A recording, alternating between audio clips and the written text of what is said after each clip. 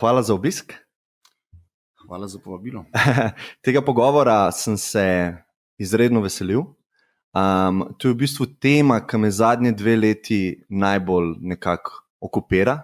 Mogoče ne najbolj, ampak recimo sigurno top 3. Res je zanimivo, kaj se zadnje čase dogaja na tem področju. Predvsem bi tukaj izpostavil mogoče zadnje raziskave na področju medicinske uporabe psihadelikov, preden se spustiva v to, kaj je psihadelik. Mogoče pa lahko začneva s tem. Za tiste ljudi, ki ne vejo, kaj je psihadelik, kaj so psihadelične droge? Najprej vas bom popravil. Ja. Psihedelik in ne psihadelik. Psihedelik. Dobro. Skovanka iz 2 grških besed, ki odraža v bistvu substanco, ki omogoča človeku uvid v bolj podzavestne vsebine, v njegovo psihe in delein.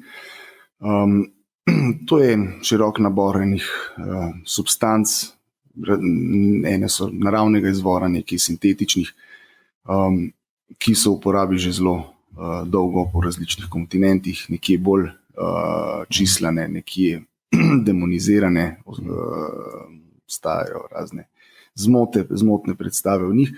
Je pa res, da se v zadnjih časih, da je velika renesansa po tistem začetnem navdušenju, modernega časa, čeprav se to sega nazaj stoletja, če ne tisočletja, modernega časa v 60-ih, tistih hipijevskih časov, ko je bil ta zanos tako velik, da so se oblasti tako ustrašile te neke psihedelične revolucije, se je takrat rekel, da se zadevo malo zabremzali, pa mogoče tudi je vsaka stvar ima svoje pozitivne pa negativne plati, pa mogoče je tudi prav, da je bilo treba malo konje ubrzdati, pa vzeti v razmislek, in resnica vedno pride na plan, in jaz mislim, da je zdaj obdobje, ko se k temu pristopa bolj kritično, zmero z nekaj izkušenj tudi z preteklosti, da bomo lahko izluščili zrnje od plevela in bomo lahko v vse splošno korist to uporabljali v različne namene. Okay. Te pa so seveda, omenili ste, oziroma medicinskost, ali pa terapevtskost. To ni edini razlog. Imamo tudi rekreativno uporabo, ki ni nujno negativna, če je v nekem kulturnem kontekstu, če ima zmero. Stari Grki so znali zelo dobro uravnotežiti tako imenovano apoliničnost in dionizičnost. Se pravi, če znaš red in zabavo, delo in zabavo primerno uravnotežiti, tudi zabavo ni nič narobe. Tako kot je lahko zabavo, pretirano zabavo narobe, v sodobnem času vidimo zelo zasvojenost, ki se zelo težko terapira, in to je deloholija. Tako da tudi v drugi strani, nagnjen v drugo stran, v pretirano apoliničnost, še posebej, kadar taki ljudje potem vidijo samo svoj red, svojo disciplino in obsojajo druge ljudi, pa pride do ene disharmonije. Tako da jaz mislim, da ena prava mera na obeh poljih prinese korist. Odlična razlaga. Jaz bi mogoče samo preden se spustiva v to debato, mislim, da moramo malo o tem plevelu govoriti. Se mi zdi, da je zaradi odgovornosti do tega. To so substance, ki so zelo močne, in močne so lahko v pozitivno in v negativno. Se pravi, rad bi, da preden začneva s pogovorem, mogoče opredeliva, kaj so mogoče potencialne nevarnosti. Hrbet si bo zaščitila. Tako in to. Ampak recimo čisto pošteno, popolnoma pošteno in pravilno. Absolutno se strinjam, da je to treba povedati. Jaz nisem prišel sem... Kakšni mladi bojo poslušali? Jaz se nisem temu odzval zato, da delam nekritično reklamo. Te reklame je dovolj že dolg časa, tako da ni nobene potrebe. Želel bi nekako, kako bi rekel, da se to razume, da se dobi eno pravo objektivno sliko o načinu, kako ene stvari delujejo, in pa da razumejo vsi mladi, ali pa bo rekla mladi po srcu, se pravi vseh starosti, tisti, ki jih mogoče še tudi v starejših in velikih je zdaj v starejših dobah, srednjih letih, ki niso imeli nikoli stikov s tem, pa jih zanima to, da imajo eno določeno kritičnost in tudi varen pristop. In klej je zlato pravilo že Paracelsusov rek iz 16. stoletja, sola dosis facit venenum, odmerek je tisti, ki dela strup. Se pravi, je treba vedeti koliko, pa je treba pa še vedeti kdaj, pa s kom, pa tako naprej, če se za človeko. In pa seveda tudi indikacija, če medicinsko terminologijo uporabljamo, to se pravi indikacija, medicinski namen, zakaj to delaš. Vse tega se pa dotaknila. Lahko je tudi za sprostitev ali pa eno tako, bi rekel, spiritualno izkušnjo. Ja, raziskovanje sebe, osebnostna rast. Ni nujno, da se poslužuješ psihedelika, da to je s tabo nekaj narobe, da ti rabiš zdaj pa psihoterapijo, da to je pa neka psihokirurgija, čeprav je lahko tudi. To ne pomeni avtomatično tega. Če pa so potrebe take, da človek rešuje kakšne hujše osebnostne probleme preko tega pristopa, se pravi, da uporablja psihedelik za uvid v svojo psiho, se pravi za diagnostiko in tudi za terapijo, potem je pa fajn, da se še toliko bolj priprav posvetuje po možnosti dela to z nekom, ki je izkušen. Po uradni poti to ne gre, ne? Se pravi, je treba... Ja, trenutno ne, ampak se pa stvari odvijajo, vse govorimo, vse to danes jaz upam, jaz vedno pazim na izjave, da so trajne, da bodo v času, da lahko mi čez 10-20 let ne bo sram svojih izjav. Do zdaj mi je to uspevalo. Seveda včasih te poskuša kdo iz konteksta vzeti ali kaj takega, ampak če si zadosti natančen, je to težko. In jaz se tega kar držim, da ne prehitevam z izjavam znanstvenih dognanj ali pa izkušnj ali pa znanja, ampak po drugi strani je pa treba stvari, ki smo jih pa odkrili, pa povedati. In zdaj to, da nekdo zagovarja en določen pristop, ki je inovativen, ki že nakazuje uspešnost, ki pa še ni čisto popolnoma, recimo uradno registriran pa sprejet, to ne pomeni nagovarjanja k nekim kriminalnim dejanjem ali pa delikvenstvu. To je samo, bi rekel, od znotraj širjenje območja legitimnosti, da si na njihovih mejah, ker drugače tega obroča ne moreš širiti. Ustvarjaš nek konstruktivni pritisk preko argumentov od znotraj, da večaš to polje sluči, znanja, poznavanja. Seveda tam na tistem robu te pa predvsem tisti, ki se ne vzamejo dosti časa, da bi se posvetili tebi ali tematiki, površno preberejo določene zadeve in prav, te se ukvarjajo s tistimi z drogami, z mamili ali pa karkoli. Moramo pa vedeti, dediščina je grozna v Evropi oziroma na Zahodu zaradi inkvizicije. Mi smo kultura, ki ima zelo dolgo tradicijo uporabe psihedelikov. Pa smo eni izmed redkih, ki se jih v Evropi se jih sramujemo. Tako kot so ponosni v Afriki na svoje, v Južni Ameriki, zdaj je vaska zelo popularna.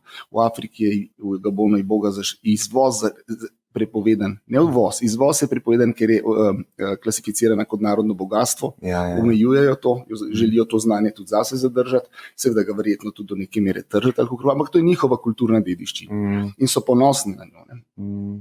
Pri nas se pa nekateri ljudje probojijo o tem govoriti. A je to zaradi teh 60-ih? Ne zaradi 60-ih, to je pa zaradi tistega obdobja inkvizicije.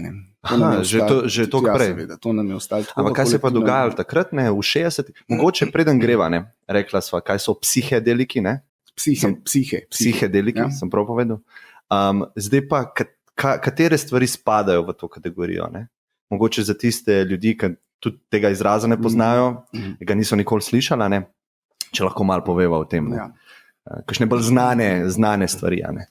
Ja, psihedeliki, recimo tako en tak, v 60 je bil ta raketa psihedelične revolucije oziroma ta dinamit tega, ki je to vse skupaj ponesel, te širine je bil seveda LSD. polsintetična zadeva, izvira iz glivice, ki je že dolgo znana, možna zastrupitev z nekimi takimi spremembami zavedanja, da ta ogenj svetega Vincenca. Tako da potem so te psilocibe, gobe. Se pravi, kako se reče nore gobe v Sloveniji? Kako je izraz? Nore gobice se ponovno reče. Ja. Zelo tak ne dela usluga. Ne? Ja, mečke ne slabšalen izraz, ampak ta izraz sploh ni nov. Ameriški je magic, ne? Čudežne gobe. So bolj tako. Ne? Ja. Imamo pa recimo v botaniki norica, ne, pa so druge, ki ima sicer druge alkaloide. Tako, vse, kar je okolica zaznala, prekom, če je to vzel, da je drugačen. Vsa drugačnost je veljala za napačno. Ne. To je tudi osnova bila vseh teh totalitarnih režimov, recimo, ali pa verskih. Ja, dogmatskih, bom rekel. Rekel, vedno, kjer je dogma prisotna, ali pa totalitarni sistem, čist političen, kjer mora biti človek pač predviden, tak predvidljiv, produktiven, vodljiv in tako naprej. Tam je vsaka deviacija rizična, ne? Rizična in nezaželjena, samo gre na račun te čudovite pestrosti, če življenje postane malo dolgočasno, če je predvidljivo, in če smo vsi enaki in tako naprej. Ampak za razvoj je potrebna predvidljivost. Ne? Ekonomisti imajo zelo radi predvidljivost, ne? Stabilne trge. Ne? Rast, ampak stabilna rast. Ja, samo kakšen razvoj, če bi zaradi investicij. Ja, razumem, samo če bi prignal pa to za razvoj v širšem pomenu besede, če bi pa prignal to do skrajnosti, pa se pa razvoj ustavlja. Mislim, razvoj je materialni razvoj, ja, seveda. Ne. Pa odpade vsa kultura, vsa umetnost, vsa ustvarjalnost. Tam je potem so stvari predvidljive, tako kot eni pravijo. To se dotika temeljnih eksistenčnih vprašanj svobodne volje oziroma usode, ali so stvari vnaprej določene. Če več vektorjev, ki jim ti smer pa hitrost določiš, lahko ti računalnik neko sliko prihodnosti ustvari v modelu, nekem virtualnem. Spozablja se pa na efekt, da stvari niso po že dokazanem principu kvantni model nedoločnosti, da v principu za noben delc ne moramo vedeti točno. Osnovnih parametri niso stalni in fiksni in zato je prihodnost neznana in zato je zanimivo živeti. Ja, to pa res je. Spravo sem rekla LSD, čudežne gobe, mogoče lahko drug izraz najdeva, ne? Ja, pustimo. Mogoče bomo pa uslugo naredili deinstitucionalizaciji psihiatrije, tudi moderna psihiatrija vrača norce nazaj v skupnost. Norci so v določenih plemenskih skupnosti v tretjem svetu čaščeni kot preroki in božanska, tako kot od Boga navdahneni in niso v sferi slabšanega. Pa pustimo te nore gobice, se po drugi strani pa gobice ljubkovalno. Gobice, ja, večino, saj jaz imam izkušnje, rečem gobice. Nore se spustijo, ne. Sam vem pa, da je uraden izraz to. Ne. To nazadnje, ki ste rekel, je zelo zanimiv, ne, kako naša zahodna družba eno vrsto razuma ali pa eno vrsto zavesti ceni. In to je ta racionalni del. Ne. To, kar ste rekel, da častijo norce v našem pomenu besede. To so pa samo različno gledanje na svet. In večina ljudi se strinja v enem, in to je zdaj ta trenutno racionalni, ne? Mogoče bo kdaj drugače. Ne? Ja, sam bo imel širši konsens, ne? Pa nekaj imaš na kupu ljudi, ki se strinja, imaš potem ali pa najširši konsens sveta, ne? Da nikoli ne vemo, kakšen je svet drugega. Ne? da bi recimo začeli to sprejemati. Kako so imeli že moto Kitajci na olimpijadi, en svet, eno upanje, ali nekaj. Tako antipatičen slogan je to bil, ker so res simbol tega. Ja, oni so kolektivnega. Ja, kolektivnega. Ja. En svet, eno upanje, kako še nekaj. Nekaj je bilo na eno, vse je bilo zreducirano na eno. Pa zakaj to so lepo vtaknili noter v to svoje sporočilo. Sliši se kukar, in to je ta problem te globalizacije, ki se zlivajo stvari v enoličnost, tako da tudi potuješ po svetu, pa včasih ne veš točno, kje si v Avstriji, ali si v Madridu, ali kje si, ker si v centru, je tako vse nekako lepo obnovljen, ampak je obnovljen po neki globalni standardih moderne arhitekture, tistih par imaš, da ne bomo reklame delala, tistih par se vemo, kjer se najprej ponuja hitra prehrana, to tako levo, desno, pa se že vprašaš, zakaj sem pa sploh šel doma, vsod mešanca vseh narodov, v centru mesta in tako naprej, in sploh ni te. Mogoče na ravni narodov, na ravni individuuma se pa zelo gre v to smer, zelo je individualizirana zahodna družba. To, kar smo prej rekli, kar je kontra od recimo Kitajske. In tukaj, po mojem mnenju, prihaja do nekih problemov. Vi boste več lahko povedali o tem, duševnih, mentalnih. Ta individualizacija je dvorezna, ker v principu s tem se je Jung ukvarjal za razliko od tega, da se ti izoliraš od družbe, odtujiš od družbe, je cilj vključenosti pravzaprav neke vrste zgraditi eno svojo pot, svojo avtentičnost, iti za nianso, ne zdaj popolnoma iti v deviantno, ampak najdete svojo unikatnost, to je to sebstvo, napram egu, ki je vzgojen. In jaz mislim, da se to, kar mislite vi, kar se v glavnem govori o tej individualnosti, je zato biti nekaj posebenega za vsako ceno, ampak ne na kvaliteten način, tako da si sam sabo zadovoljen, ampak tako, da zgledaš navzven neodvisen oziroma še več, še bolj v presežku, še bolj nekaj posebenega in pol v temu hlastanju in hlepenju po tej individualnosti zgubljaš v bistvu to povezanost z družbo, ki ti šele na tem stičišču lahko da to inovativnost, kako se spopadaš, kako originalen si, ko se spopadaš v negativnem smislu, oziroma spopadaš s problemi povezovanja v družbo. Se pravi, da se lahko kvalitetno socializiraš, pa še ostaneš ti. Se pravi, da na eni strani se ne zliješ, pa ne izgubiš svoje individualnosti, pa da na drugi strani nisi doma zaprt, pa užaljen, pa neki yin-yang, nek balans. Tako, nekje vmes. Najtežje stvari so tiste, ki je treba najti kompromis. Jaz sva že začela s tem, da bova govorila o iskanju kompromisa med nevarnostmi in pastmi. Ja, morava o nevarnostih povedati, ker naju kar debata je to. Sej se bo. Dajte mikrofon. Sej lahko grete tudi nazaj, pa si ga prinesete. Ste pa omenil ta logos, principu je, ste rekel, da je ta družba tako racionalna. Ta racionalnost je en del na cilj orientiranega udejstvovanja. Vedno gledaš na cilj, si orientiran. Telemična dominanca, se pravi, ne živiš v trenutku, v sedanjosti, ampak imaš plane, cel življenje neke določene plane. Ali pa razmišljanje o preteklosti, kaj sem narobe naredil, nisem dovolj naredil. Ta dva ekstrema. Te dva ekstrema, da se ne zna to v trenutku nekako bivati. In logos velja, ali pa ta tisk, ki smo na začetku rekla, ta apoliničnost, je ta aristotelijanska samodisciplina, aproksimacija idealu, oziroma tako, komu sledi naš trstenjak.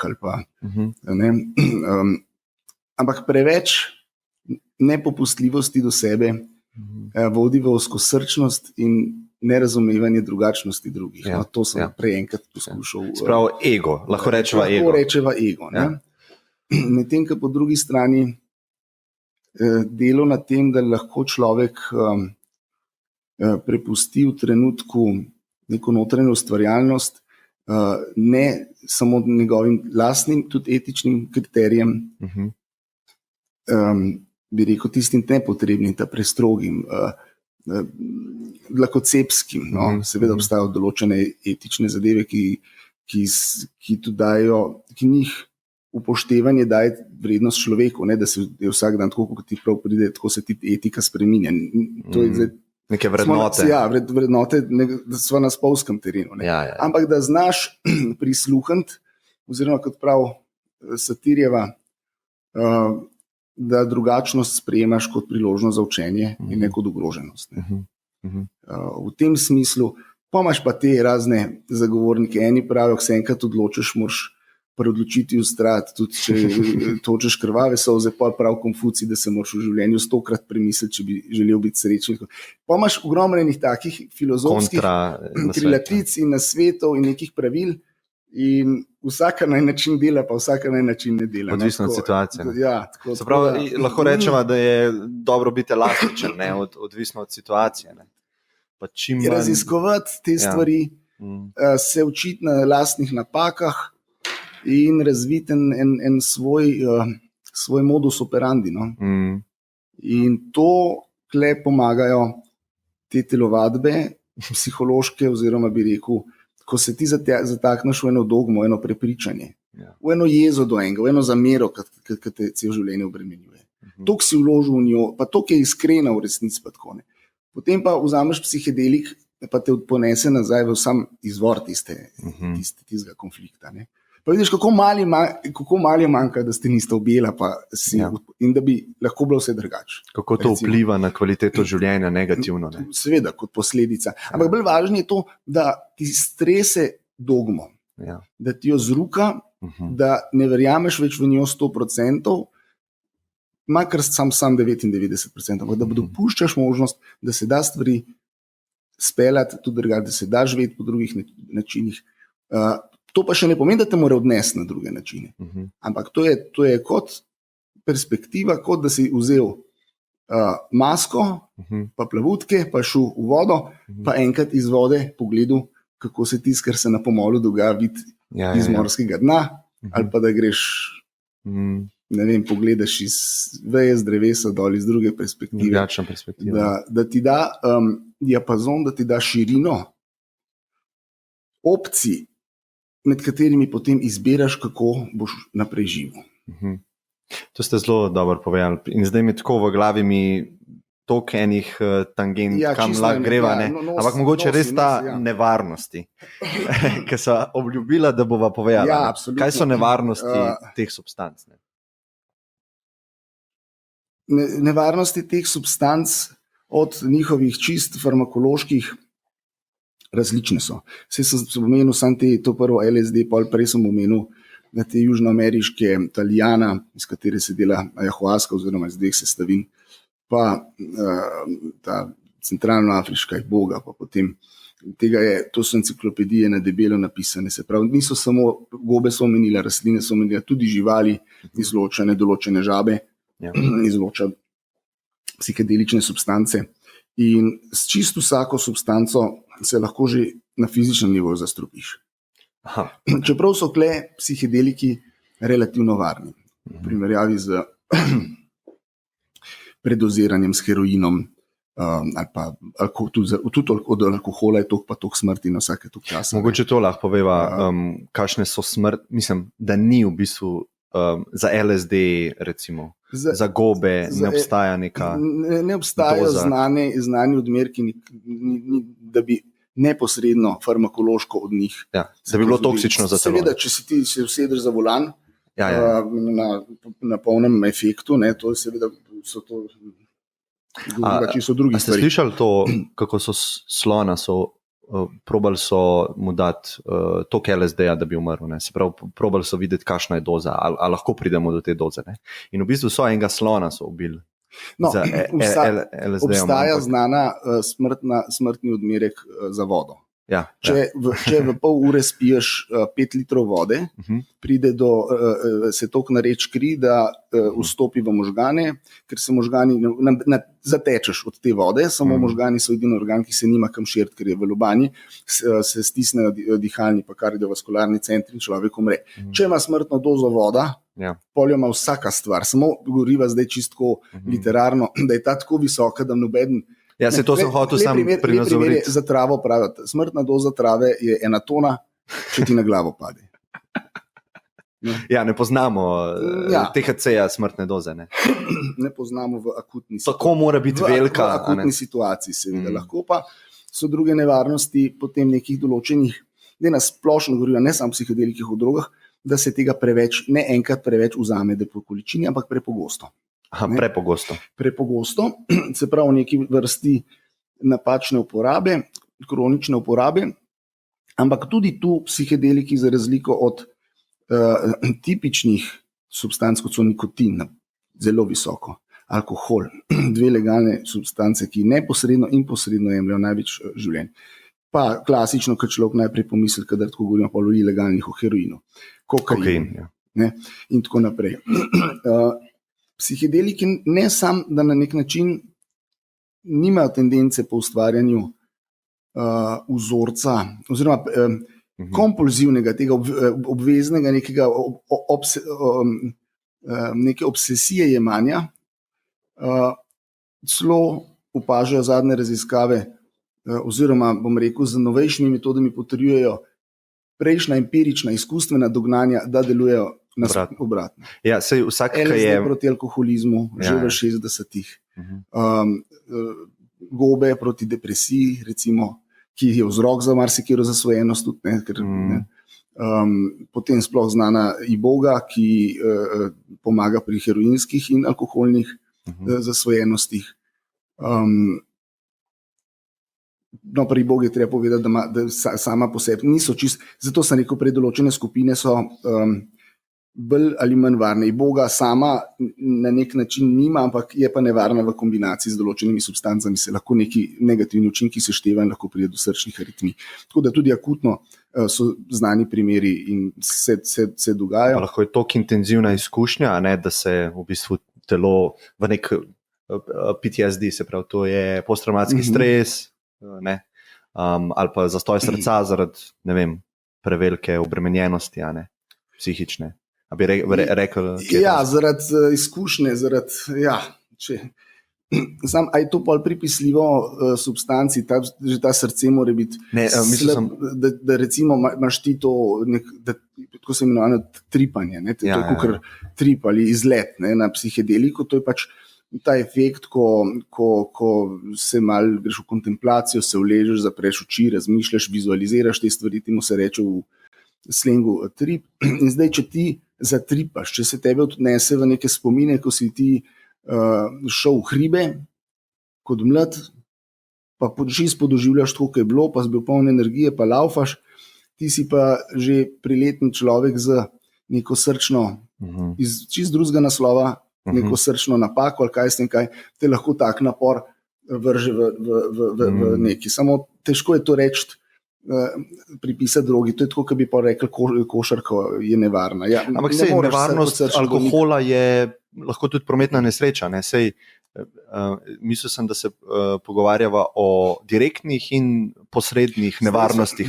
Zdaj so se skozi o direktnih, čisto farmakološko. Indirektni, vse to sem pa rekel, da enostavno, če greš na vrh enih pa tudi izraza halucinacije se zelo izogibamo zdaj v novi doktrini, ampak je pa znan, pa ga bom zdaj uporabil na nekih halucinacijah, ko se vse ti malo krivi, pa vse v barvah, pa malo migeta, pa tako naprej, tam nimaš kaj tudi na cesti sploh delati, kamoli da si v avtu, tudi kot pešec. To se dela v strukturiranih okoljih, v varnem okolju, da je kakšen trezen zraven, ki malo poskrbi zate, vse se to pripravne, dela se to tako na horuk in je lahko to prijetno in koristno. Tako da nevarnosti so neposredno farmakološke relativno nizke. Zdaj lahko pride do psiholoških zapletov. predvsem takrat, kadar to uporabi nekdo, ki sploh ne pozna, pride na žurko, nekdo nekaj jemlje, da je še meni in tako naprej, pa ima nek material, ni čist stabilen, ima kakšne slabe izkušnje z preteklosti. Ali pa v družini kakšno zgodovino, šizofrenije. Neke travme in tako naprej. In se taka zadeva potem sproži, podoživljanje teh stvari. In tako sprožitev se v terapevtskem okolju je zaželena in se jo izzove zato, da se dela na njej. Ja. Če pa jo ti ne pričakuješ, je pa, jaz ponovadi to razlagam ljudem s takim primerom, če imela kakšno dekle, kakšen spolni napad ali kaj takega, je lahko, če ne pričakuje te močne občutljivosti na psihedeliko, jo lahko nekdo samo govori ali pa se dotakne, pa to načeloma ne do tiste mere, ampak ona to podoživi kot nov dogodek, se retraumatizira. Namesto da bi načrtno šla v kontroliranem okolju ljudi, ki jim zaupa, to negativno preteklo izkušnjo predelati, pa se jo na nek način jo razrešiti, pa se osvoboditi strahu, non-stop strahu, iti ven zvečer, kakorkoli se zgodi ravno nasprotno in še slabše. Ja. In to sigurno tudi je nevarnost. Psihološke so zelo velike. Močno, to je močno, to je treba pač. Predvsem v okolju, ki je nekontrolirano in predvsem z ljudmi, ki nimajo izkušenj. Nimajo izkušenj, pa če ne veš, kaj te čaka, če te dobesedno efekt preseneti. Ker seveda mladi eksperimentirajo, da je še to, da je še on, da je še tret, zvedavost je ver napredka, zanima jih veblacih matra, eni to vzamejo zanimanje, eni sam zato, ne nazadnje, eni zato, ker se tudi govori in posluša o tem. No, sej, ampak mi dva, nisem mislil, da si operava roke, pa da se zaščitva, ampak ravno zaradi teh, jaz sem imel recimo enkrat prvo večjo dozo psihedelikov, je bilo na Gobah in takrat sem jaz uvidel, da to ni hec, in nobenemu ne laufam priporočati tega, da se vzema v nekih takih tako, casual. Jaz tega povabila nisem razumel kot reklamo. No, ni bila. Ampak je pa reklama za, da se mogoče kakšne tabuje v družbi razbije, Ker jaz imam... Povabilo bi rekel temu, ali pa poziv, da se o tem govori, ker informacija je orožje. Ja. Mislim, zdaj imamo recimo klasifikacijo v družbi, to so droge, in v to kategorijo spada heroin, kokain, ostale mogoče hujše, trde droge, in potem pa v isti kategoriji imamo gobe, LSD, in to se mi zdi, da je zelo krivično in mogoče glih teh zadnjih 30 let, ko so se raziskave ustavile, mogoče glih zaradi tega, zaradi tabujev v družbi, Tako da to je v bistvu nekak namen tega. Ja, seveda, pravna ureditev tega področja, to se pač nekako dal z enimi klasifikacijami, z enimi skupinami na teh listah in marsikaj je postavljeno mogoče krivično. Najbolj znan tak primer premika je seveda kanabis v zadnjih 10 letih, ko se je res zgodil velik premik. Do takrat se je bilo pa tako, da so v Ameriki znani primeri, ko so res ljudje dobili, so jih tožilci prestrašili, so dobili za 10 gramov trave, so se pogodili za 10 let zapora, pa tako zadeve. Medtem, ko danes jo grejo prosto kupiti. Samo tisti, ki je v zaporu, tisti dele ni spuščen. Za nazaj se ne. Za nazaj, ne vem, težko pride do revizije postopka, zelo izjemoma, ne vem. Jaz mislim, da tukaj imamo kot družba en tak zelo velik mrtev kot moralno, glede teh stvari, Totalno pomešano. Zato sem tudi rekel, jaz, ko govorim o teh izkušnjah, moram prvo si vzeti pol ure časa, da nekomu nekako saj podobno ločim od heroina, pa kokaina, pa ostalih substanc, da mu lahko povem o izkušnjah, ki se mi zdi, da so pomembne. In tudi tisti ljudje, ki so imeli te izkušnje, zelo velikrat se izkaže glih to, da je bila to ena najbolj takih pomembnih, ne najboljših, globokih, pomembnih, lahko so tudi težke izkušnje, ampak takrat se mi zdi, da tukaj obstaja neka vrednost, ker smo jo kot družba je mogoče zdaj trenutno ne vidimo. Ne. To bi bil nekako namen. Ne. Ja, sej ne išče se enega končnega odgovora. Mislim, kada bi zdaj posameznik pričakoval od... Po eni strani se, recimo, rečemo temu oblast, ne, čuti dolžno, da zavaruje ljudi, ker so na oblasti in so tako je njihova percepcija odgovorni za te ljudi. In se vse zreducira na tisto največjo stopno zapiranja možnosti, ne nekaj kukar navidezne nevarnosti, ampak če ne uporabljaš nekaj, kar je koristno, tako kot opustitev potrebnega dejanja je škodljiva. Ne? Ampak težko je dokazati nekaj tazga. Ne tega je to je nevarno. Ne? To je težje učitati, kot če en reče, mogoče bi bilo pa to dobro, pa tvega pri tem, da se izkaže, da ni. Tako da ta strah je prisoten, zato si hrbet varujejo na ta način, po principu, rajš ne. Ampak ne ve se, kaj se zamuja pri tej stvari. Vprašanje je pa veliko globje in se ga zdaj že dotika nova pravna kategorija, tako imenovane miselne svobode ali cognitive liberty v angleščini. Zakaj bi mogli biti priporočeno ali predpisano ali prepovedano ali karkoli drugega, če naj se posameznik odloči sam, kaj bo naredil z načinom svojega zavedanja. Dokler ne škodi družbi. Dokler ne škodi družbi. In to je zelo ob bok postavljeno in so dobri pravni temelji tole 41. člen ustave zagarantira svobodo vesti, se pravi svobodo veroizpovedi, ki bi se zelo enostavno temu tako rekli, to je že preverjeno skozi zgodovino, to mislim, da čeprav se v praksi včasih poskuša, ne, ampak mislim pravno jasno, da vsak ima pravico verovati in da je to tudi kar zaščiteno in da to laufa zadeva. Se pravi, če imaš pravico verovati v kar hočeš, se kle drugi pravi, jaz bi pa želel kako verujem. Ne kaj verujem, ampak kako, način, pot. In kle ta kognitivna svoboda, da imaš pravico upravljati z svojimi stanji zavedanja, ki se še kako tiče spoznavanja globih bistev, egzistence ali religioznih, ali svetovno-nazorskih, je malo širši pojem in tako naprej. Zakaj bi ti kdo prepovedal pot do nečesa divinega, božjega ali pa peklenskega, ki te bo tudi naučilo, česa ne početi. Ne? Kot ste rekel prej, zelo koristne so tudi, pa pravijo, bad trip boš imel. Prijetni, je pa izredno koristen, ker tam v njemu pa podoživljaš tiste stvari, ki si jih v življenju narobe naredil, da se spet spomniš, česa ne. Kje je šlo narobe? Kje je šlo narobe? Tako da običajno so psihedelične izkušnje kar mešanca nebes in pekla. In jaz mislim, da je v njih samih varovalni dejavnik, da si jih ne želiš takoj naslednji dan še enkrat vzeti. Tisti, ki je vzel večjo dozo, ve, da ni naslednji dan, ko bom čim prej. Ne, bom še nekoč, ali pa kaj fajn, je bila dobra izkušnja. Ali pa ne bom mogoče nikoli več. Ali pa upam, da mi navtreba. Kukarkoli, se pravi. Res je. Zato verjetno niso. To niso droge utehe. To niso tiste droge, katerimi se zatečeš, skriješ pred problemi, jih daš na stran, oni se kopičijo, ti pa zatiskaš oči. Ampak obratno. Ravno obratno. Oči. To ste zelo dobro povedali.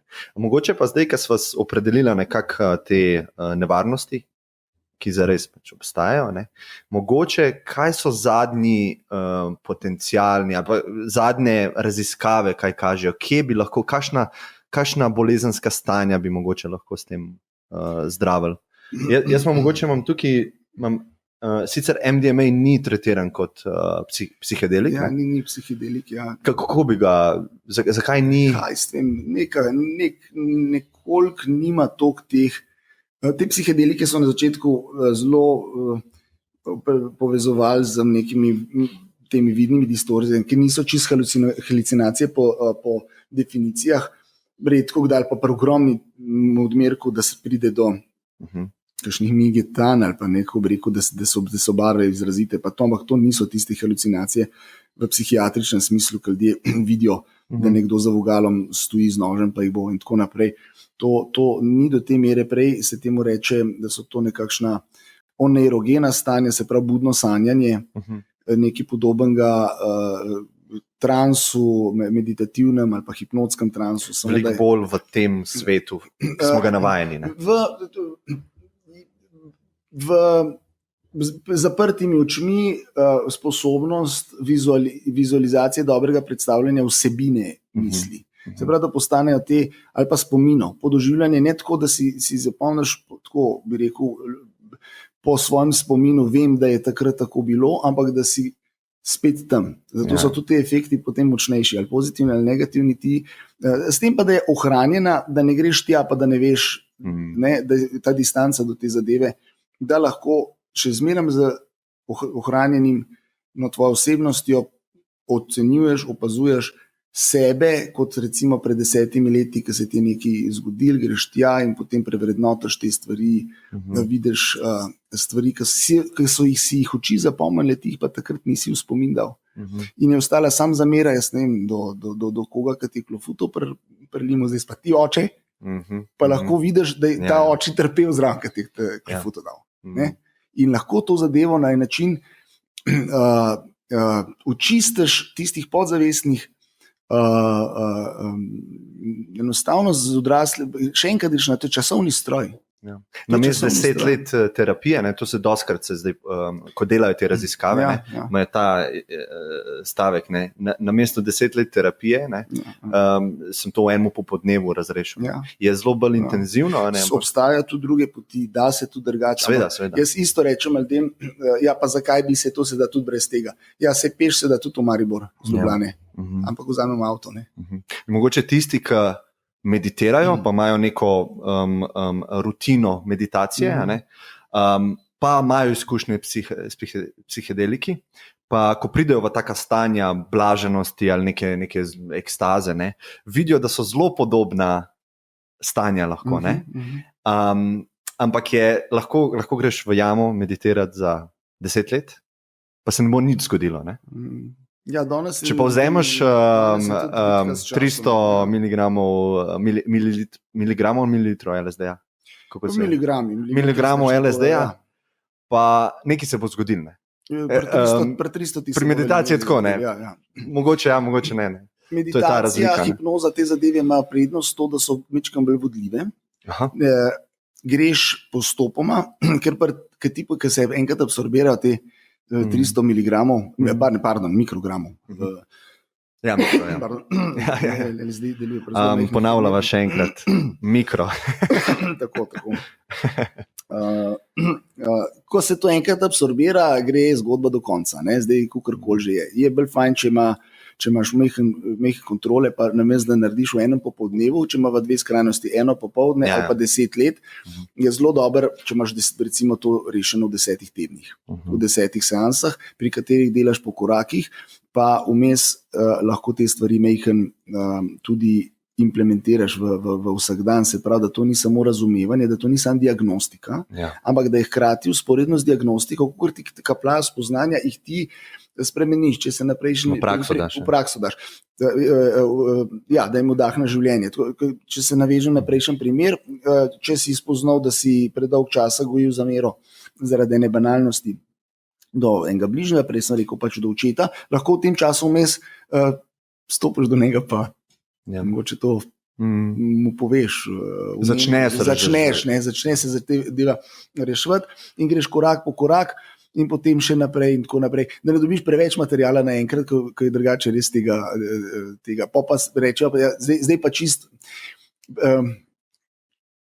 Vsaka stvar ima svoj idealen tempo. Tako da tam je prednost, da je to vodljivo. Zdaj, eni ljudje imajo pa take blokade, da na neko področje podzavest zaradi samovarovalnih mehanizmov ne spustiti, sploh ne moreš terapevtsko delati tam noter, niti diagnostično ne sežeš not, ne moreš not pogledati, ker je tam zaprta skrinjica, ker je za njih to Pandorina skrinjica in se jo ne upajo odpreti. V takih primerih je pa dobro, rabiš pa kladivček, da tisto ključavnico odbijaš, pa gre to vse skupaj ven. Tukaj je zelo pomembno, da poveva mogoče, da zdaj te zadnje raziskave, ki so prišle ven, so v bistvu dokazale, da sama substanca, sama po sebi, so pravi med 3 testne grupe, placebo, samo substanca, pa substanca plus terapija vodena, da sama substanca ne deluje.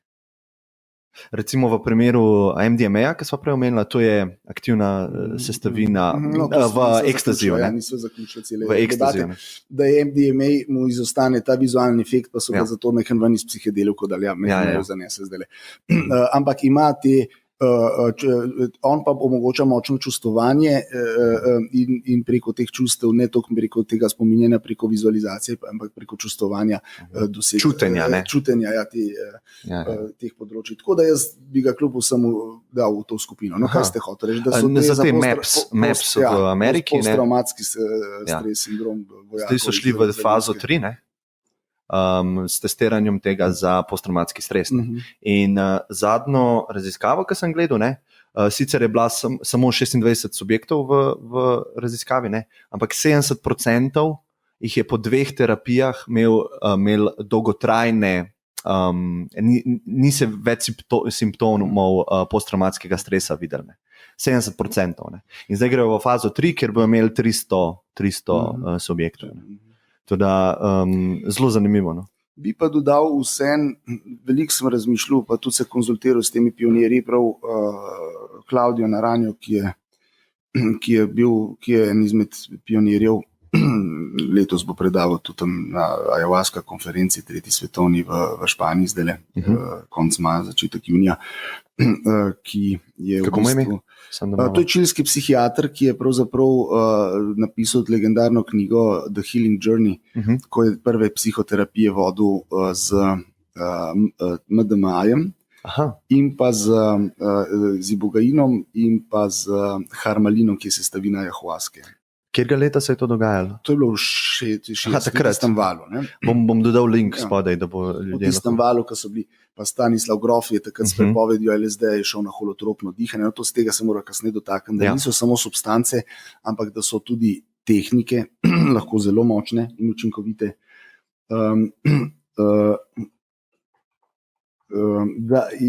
In jaz sem ga vprašal, sem rekel, a mora človek nujno razumeti to dinamiko, to dinamiko tega uvida, pa vse te stvari, a se mora sploh spomniti teh efektov.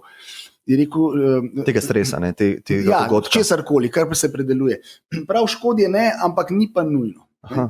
Nekaj podobnega, kot bi človeku, ki ima vnet slepič, a on rab vedeti, za kva se je vnel, pa kaj bojo zdaj naredili z njim. Ja, fajn je, da ve, zakaj se je to zgodilo, da ne bo ponavljal, da je dal iste hrane, jedu komu škodje. Da bo vedel, kaj bo delal na operacijski mizi, mogoče dobro, ker bo mehen bolj zaupal, pa nav tako pod stresom, tjašel pa je bilo celjenje hitrejše in tako naprej. Ampak načeloma pa tega človeka ne zanima, on ni študent abdominalne kirurgije, on hoče učinek. In jaz verjamem, da je to delati s terapeutom boljš, ampak ne strinjam se pa, da sama vzrožitje substance nima učinka. Marsikere te tradicionalisti, ki pravijo, da so to plant teachers, rastline učiteljice in tako naprej, pač terminologija. Za MDMA samo o MDMA sem govoril.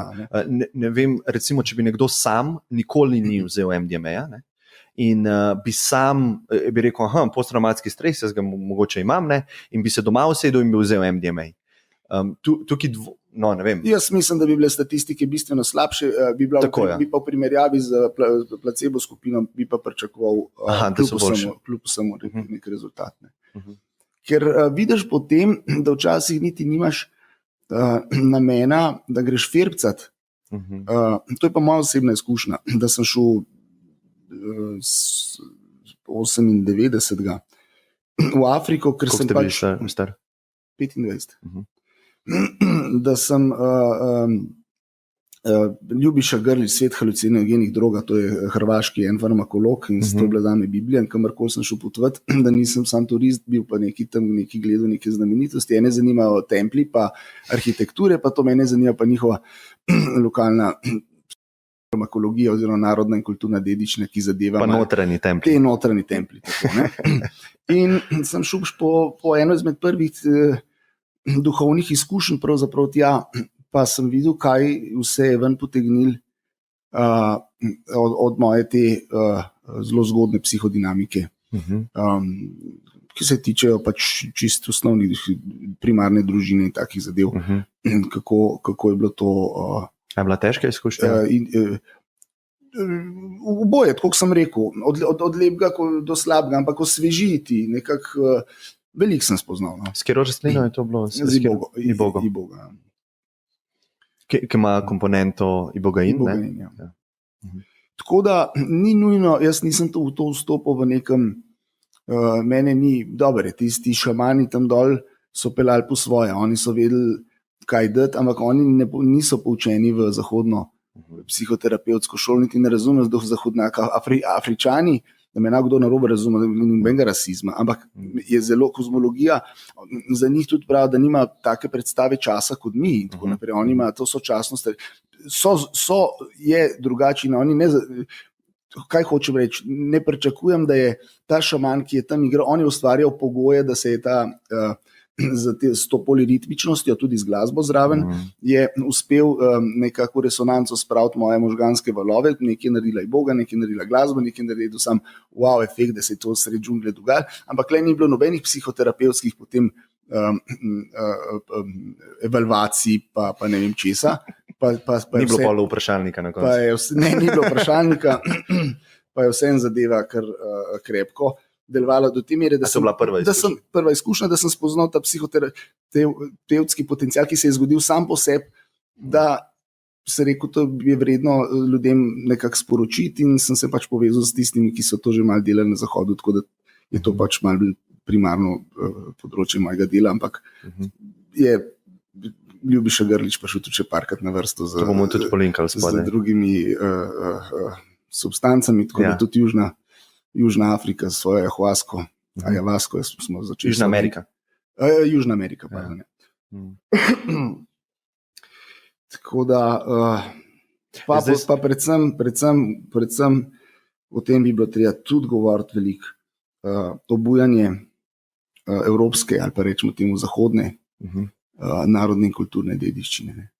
Imamo ta znanja, so rastline kle, pa ni zadost besede v njih. Malo je tega nagnjenja zmeri nekaj, ki prije z eksotičnih krajev je zmeri bolj v fokusu. Imamo vsi manj vrednostni občutek, da je kar je naše. V Evropi, katere substance so se v zgodovini, naši predniki? Najboljš je vse, mislim, srž je opisana v Odiseji. Obisk Odiseja v bistvu pri Kirki, ko sem se ustavil tam, ko je ona z tako imenovano Kirkejo oziroma Mandragoro nekako uspela očarati mornarje, da nam niso hoteli. In potem je Odisej dobil preko Hermesa navdih oziroma sporočilo, kjer rastlina pa deluje pa proti temu. In jih je potem uspel odčarati. Ona jih je v svinje začala, ampak to je seveda samo literarni opis tega pretiranega žretja in pijančevanja in hedonizma, da je pač s to drugo rastlino to uspel jih nekako nazaj spraviti v sfero logosa, se pravi poudariti njihovo apolinično plat in odgovornost do doma in tako naprej. S tem, da ni tako enostavno, da nekdo misli, da je pač Mandragora nujno, kao zdaj, da je to bitka manihejska dobrega in zlega, ampak ima tudi lahko izredno zdravilne ali pa dobronamerne lastnosti. Recimo v Olimju je ena izmed 4 fresk v tej kapelci, ki velja za drugo ali tretjo najstarejšo lekarno v Evropi, je slika Mandragore, kako pomaga nekdo preko Neparu, ki ne more zanositi. Ki pa raste bolj v Mediteranu? Ja, v področju Mediterana. Ja. Zanimivo, ker načeloma se zdi zgodovinarji, da Grki niso imeli kakšnih takih substanc razen alkohola. Tukaj so seveda debate, sam verjetno. To so, ne. Po enih verzijah naj bi Sokrat mogel umreti, da je kvaril mladino, principu se je rekel, ampak da je neposvečenim odpiral ta vrata. A to je ena teorija, da je Sokrat bil. In je dejal ven recepte za te njihove, tam so bile ta soma ali haoma, tega področja. In recept še danes ni čisto jasen, ampak je neki teorij, ki se v teh misterijih v glavnem uporabljali. V sistematiziranih kulturnih trenutkih, ko se je ali častilo neke določene bogove, ali zelo, ko bi rekel, pripeljan ampak za posvečene. Je bilo tudi takrat, Ločeno, ja. takrat to nekako ločeno. Ne? Po drugi strani so bile pa Dionizije, oziroma bakanalije z bakantkam, to so bile pa orgije, pravzaprav lezbične, večinoma lezbične orgije, masovne, javne, kjer so pa pili ne samo vino, kot je bilo tudi, seveda, je bilo primešano noter, so tudi afrodizijaki. Okay. Primešani so pol nekih hribe hodile in tam častile neke bogove. Skratka, te zgodovine je velika. Jaz nisem zgodovinar, ampak... Ne, to, da se ljudje malo zavedajo, da to ni neka nova stvar, ki se je v 50-ih, 60-ih pole zamrla, ampak to je v bistvu zgodovina naših prednikov, ne, in očitno tudi v Evropi, ne samo v Južni Ameriki ali pa Afriki. Ne. In to je zelo zanimivo. Ne. Želel bi govoriti o depresiji v modernem času. Ne. Zakaj po vašem mnenju recimo prihaja do tega, zakaj rastejo ta bolezenska stanja, ne? Pa zakaj že veliko časa, že v 90-ih ni bilo nekih napredkov na področju zdravljenja tega. No? Lahko me tudi popravite, če kaj nisem. Obstaja cel spekter te motnje, ki je na enem koncu tam, ki je res hudo, pol govorimo o bolezni. Pol pa vmesno področje, ki lahko rečemo, se tudi doskrat v psihiatriji se uporablja to izraz motnje, ne tudi bolezen. Veliko je teh poldepresivnih ali pa preddepresivnih stanj, oziroma predvsej všeč mi je ta termin izgorelost, ki tudi nakazuje na to, da je večina, ne bom rekel vse, ampak večina depresij posledica enih stanj, dalj časa trajajočih stanj, izčrpavanja samega sebe, nesledenja svojemu sebstvu, kot smo prej rekli po Jungu, tistega, kar na svet prinesemo, kar nam je iz nekega razloga, ki sploh ni važen, ljubo, pa gremo v drugo smer, gremo zgodaj v razvoju, v šolanju in tako naprej, delati drugim uslugi, gremo na pot, ki ni naša, ali s poklicom, ali z razmerjem, mislim, osebnimi odnosi, ali s čimerkoli. In nas to počas neopazno izčrpava, nam popije vesele do življenja, postanemo zaradi tega tudi manj uspešni tudi pri tem privzetem delu in potem seveda skozi čas, ko se vrednotiš, ko malo se opazuješ sebe, ko ti zadeve ne grejo tako dobro, ker si zaradi tega stanja tudi nimaš ta prave energije, pozornosti, spomina in tako naprej, vidiš, da ne rasteš. Osebnostno in življenjsko, bivanjsko ne rasteš, socialno stagniraš ali celo, če stagniraš, je še dobro, če ne greš nazaj, to mislim. Ja.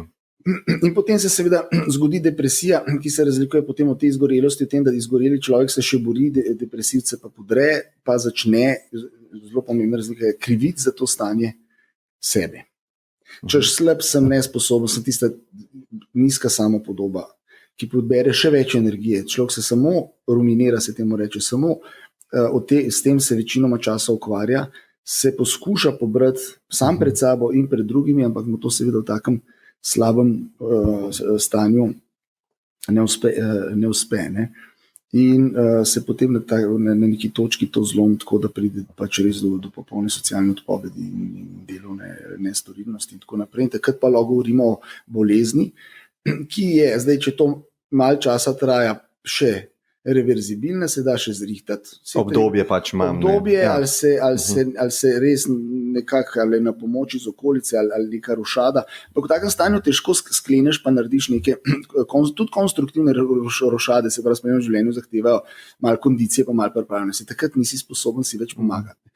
In kakor sem bolj naravnan kako bi rekel, na take bivanjske terapevtske pristope, da se stvari porihta z ukrepi, z spremembo načina razmišljanja, življenja, delovanja, je včasih treba tudi presekati tako stanje s pomočjo farmakoloških sredstev, z nekimi antidepresivi.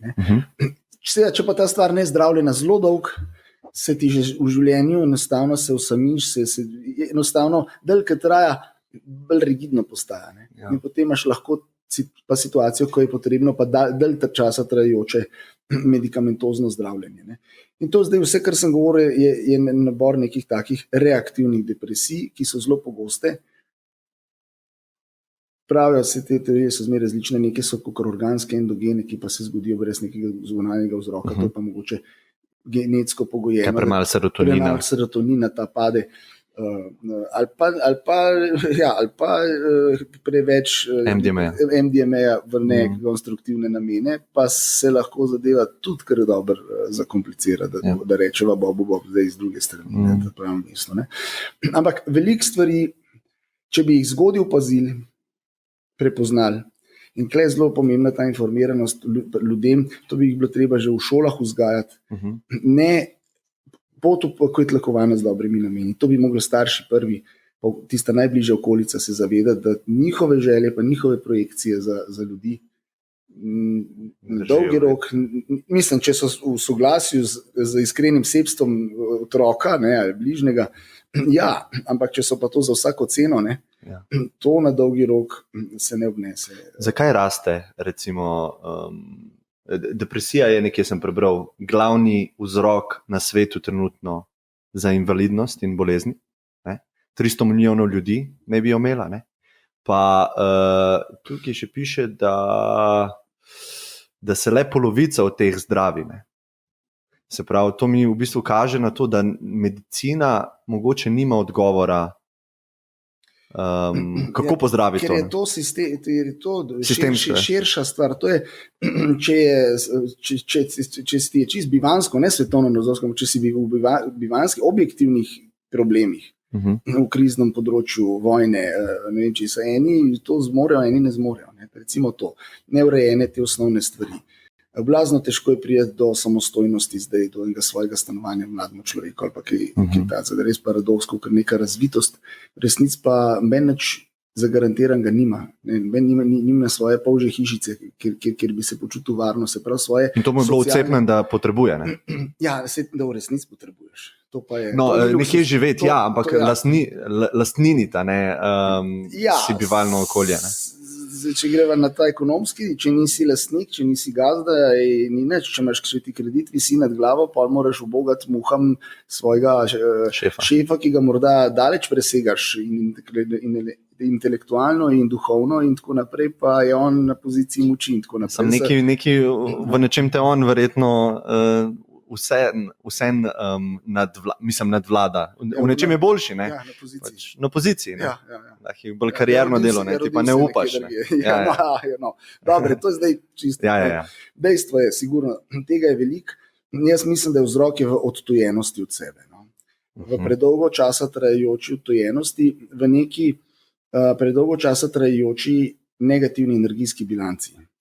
Energija je, ko bi rekel, je pozornost, ki jo daš in jo prejmeš, delo, ki ga daš in prejmeš, veselje, ki ga daš in prejmeš. Skratka,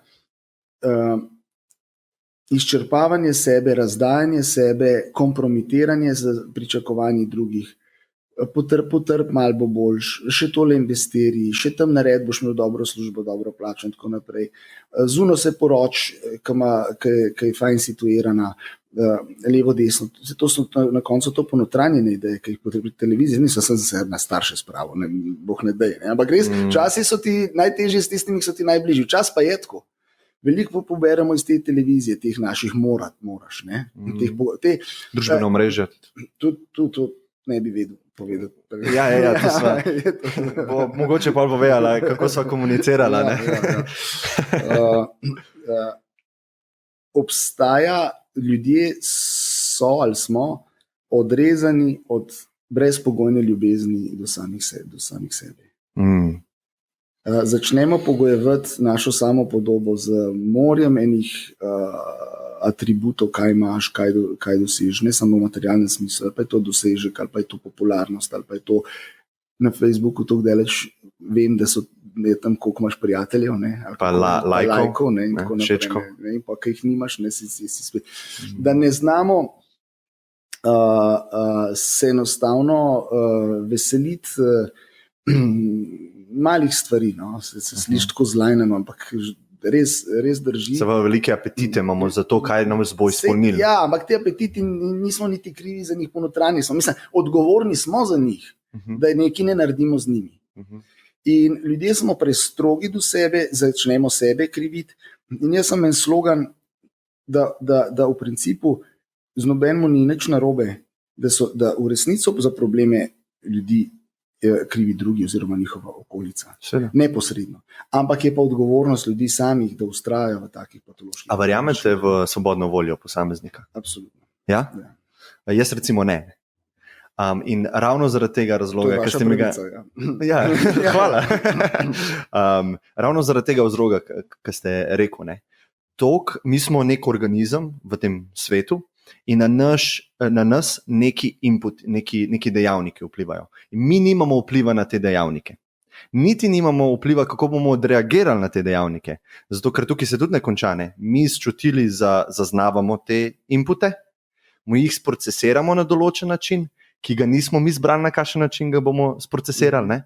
In bolj ko kopljem do tega, kje bi ta svobodna volja obstajala, vidim, da je ni. Ne?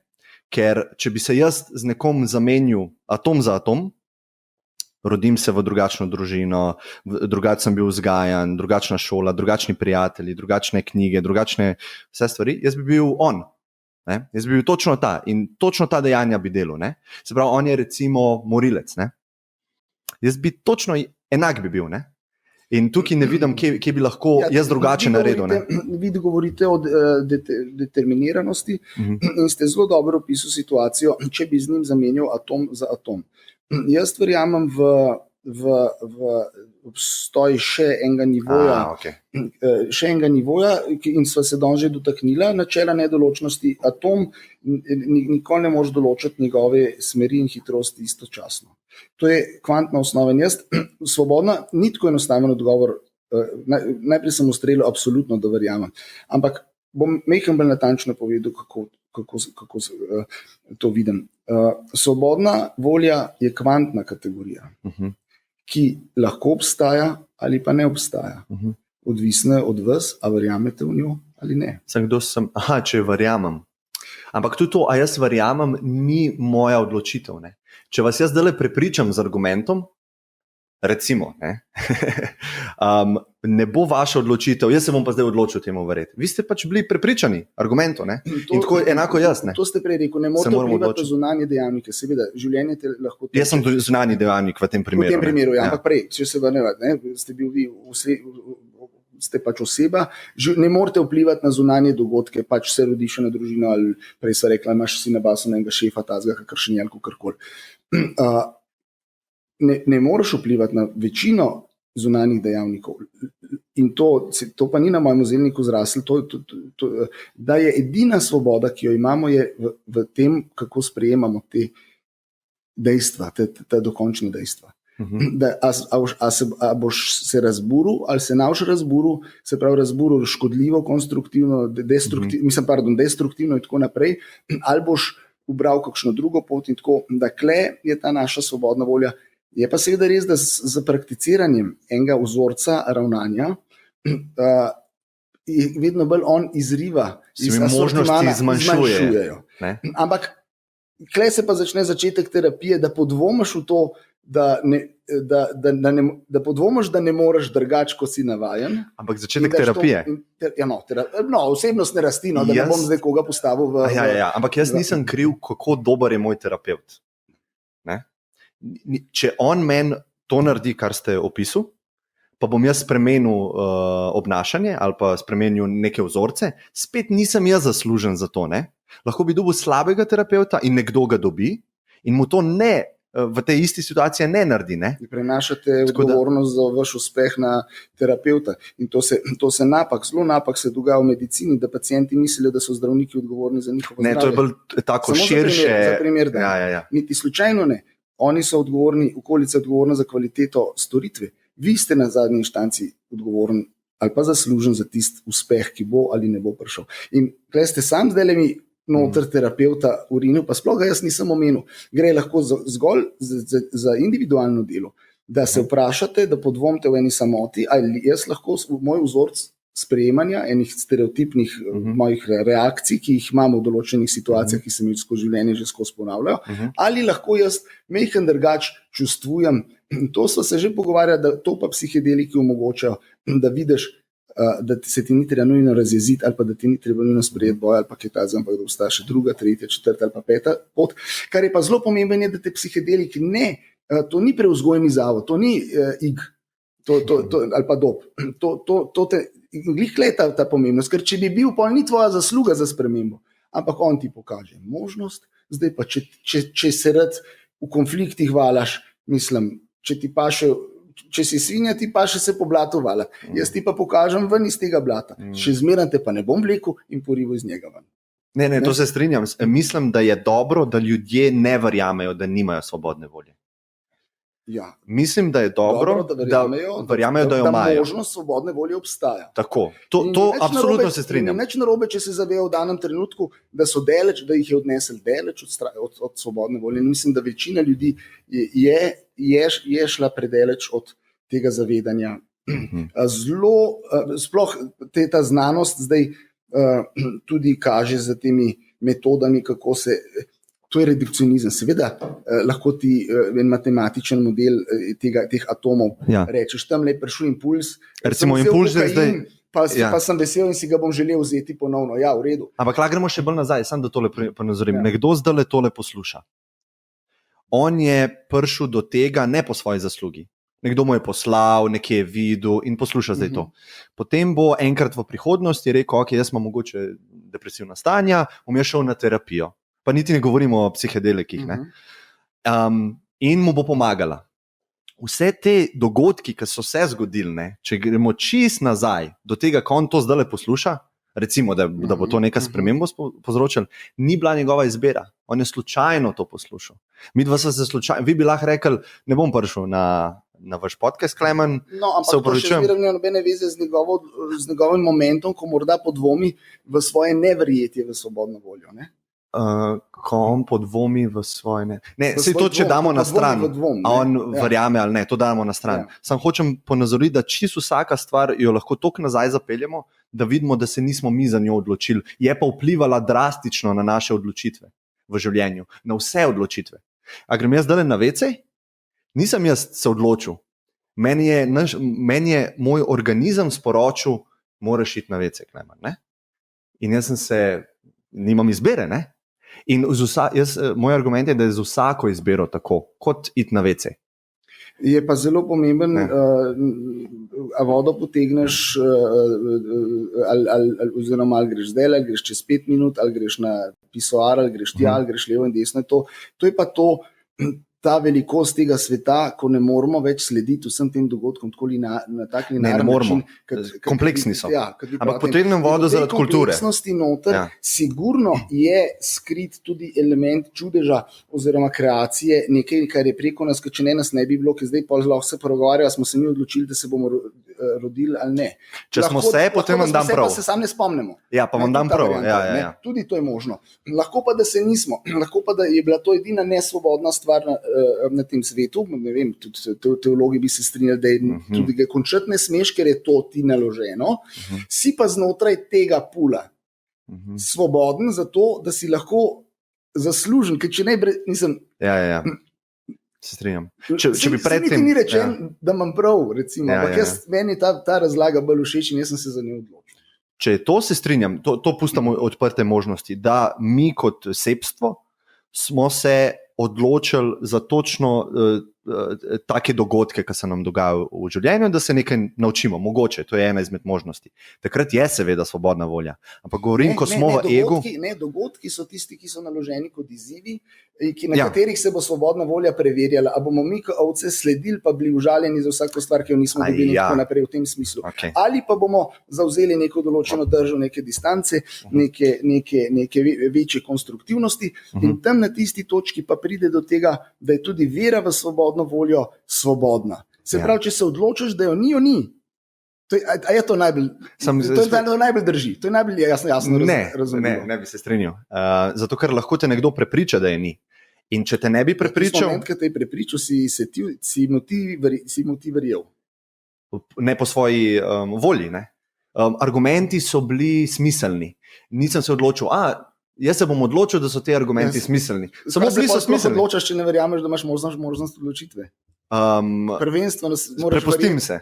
Tako, ampak to je potem svobodna nesvoboda. Tudi to je Nietzsche lepo rekel. Pretiravati preveč, pol prijemo v tisto sfero pa res individualizma, kot človek.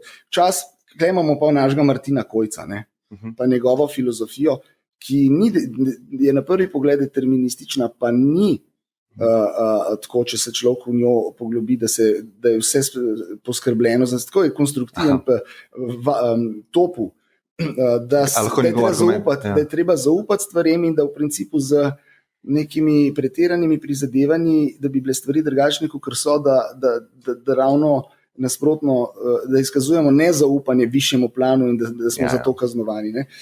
Jaz mislim, da te zadeve so do neke mere združljive in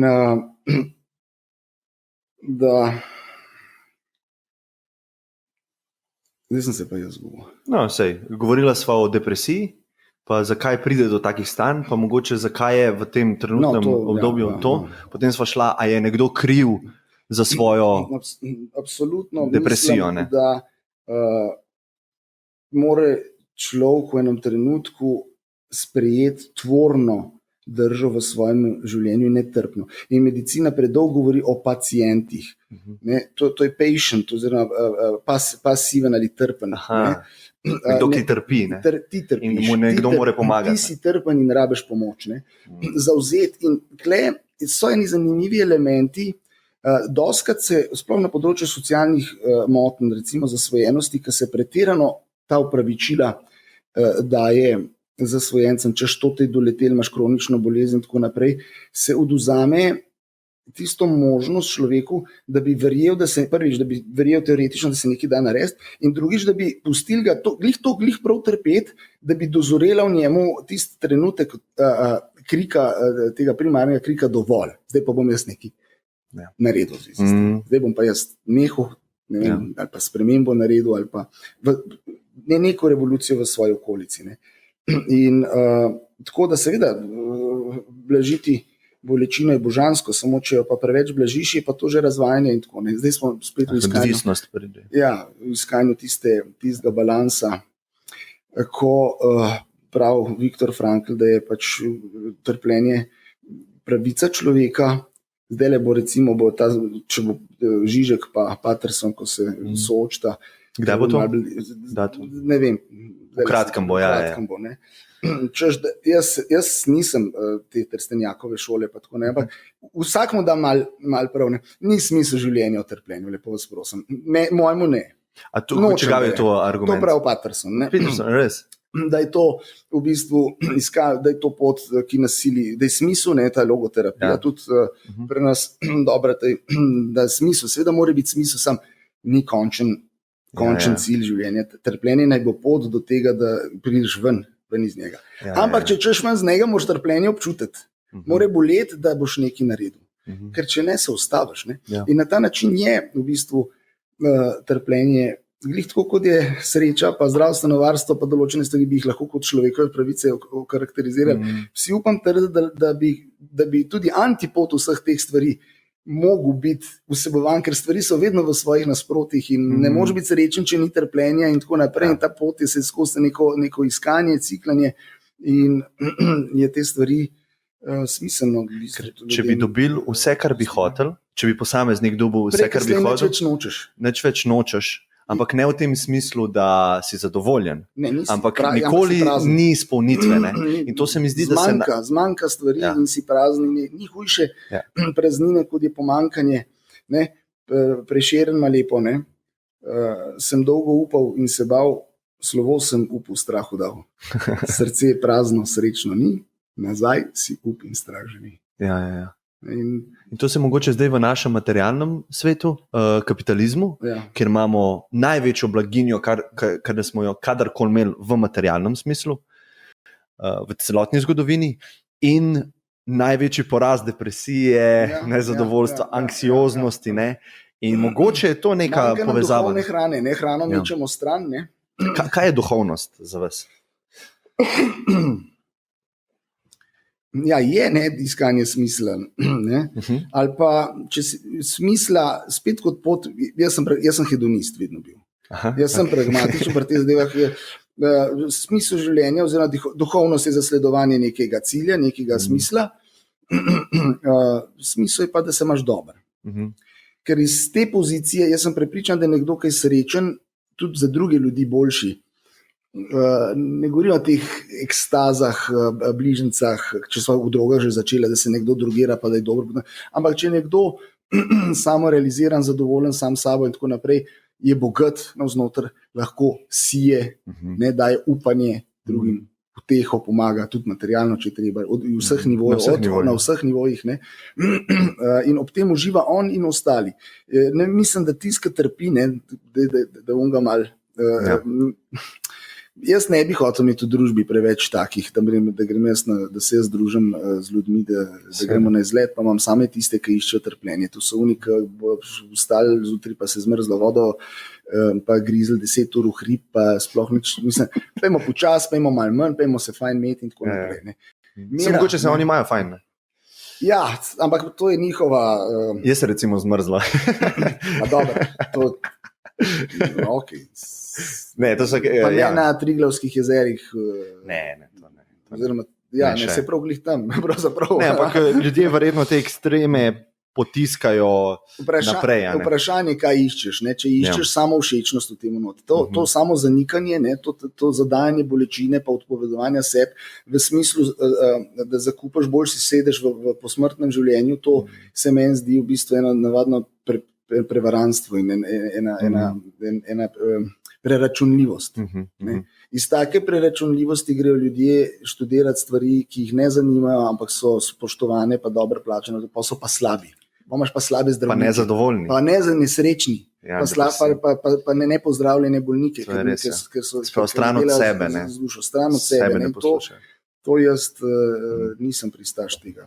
Pot k sebi je zmeraj prijetna. No. Ja.